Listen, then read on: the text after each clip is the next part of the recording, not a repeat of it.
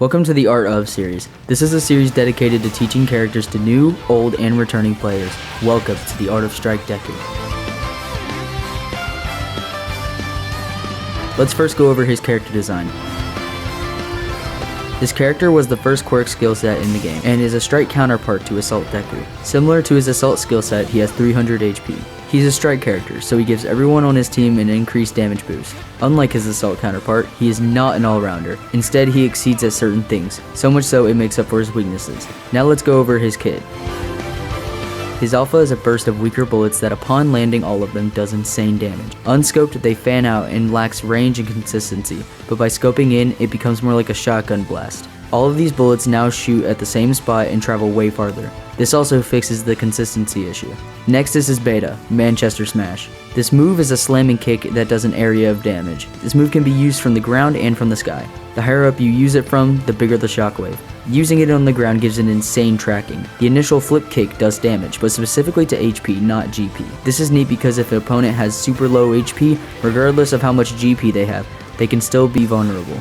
Next is his Gamma. His Gamma is a slamming kick that breaks the ground and makes stone ramps that can deal strong damage. It can hit through walls and cover a big area in front of you. Holding your Gamma button lets him lunge off the ramp and high into the sky. Looking straight up while doing it lets him fly way higher, and can even let him clear entire buildings in one jump. Now let's go over his playstyle.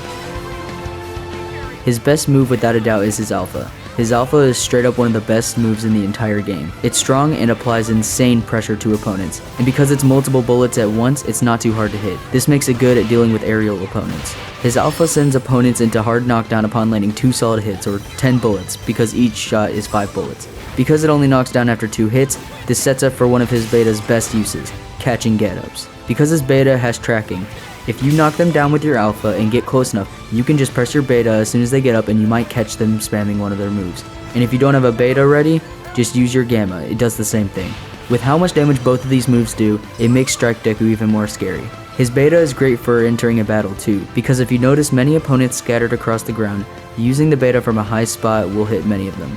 His beta can be cancelled into his Gamma, but I'll talk about that later when we talk about his combos. As I stated before, his Gamma can be used to catch get-ups too, but his Gamma is most useful for height advantage. By using it to jump, you can either rain down alphas from the sky or use it to drop down with your beta. His Gamma is perfect for letting you get the big shockwave from your beta. Strike Deku's main weaknesses are horizontal mobility and being caught in the open with no Gamma, as not being able to get on top of tall structures quick or being able to provide self-protection is scary. Now let's talk about his combos.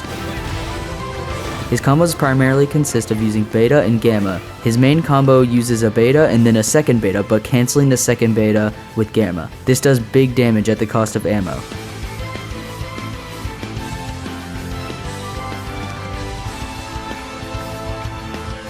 If you get lucky, there's a shot you can fire off an Alpha after the Gamma. These combos can be harder against certain characters. Doing this against opponents with no GP can be extremely deadly and can be a guaranteed elimination in some cases. Although, as previously stated, this uses 2 betas and a Gamma, both of which are important to save. So if you miss, you may be left in a disadvantaged state. Now let's talk about recommended tuning. This is just from personal experience, but I found that tuning that helps his early and late game at the same time is really useful. Tuning such as card duplication is good because Strike Deku excels at early game fighting due to his high damage output. Because of these early eliminations, you will have higher levels on your moves before everyone else in the game.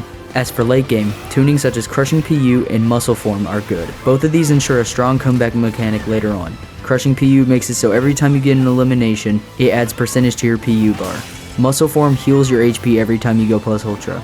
For my main tuning build, I use card duplication and Crushing PU, although you're welcome to customize this to your gameplay style. And that's going to be it for today's video. Thank you so much for watching, and if you enjoyed, make sure to like and subscribe to let me know. If you main this character and you notice I missed something, let me know so I can improve on future videos. Thanks for watching.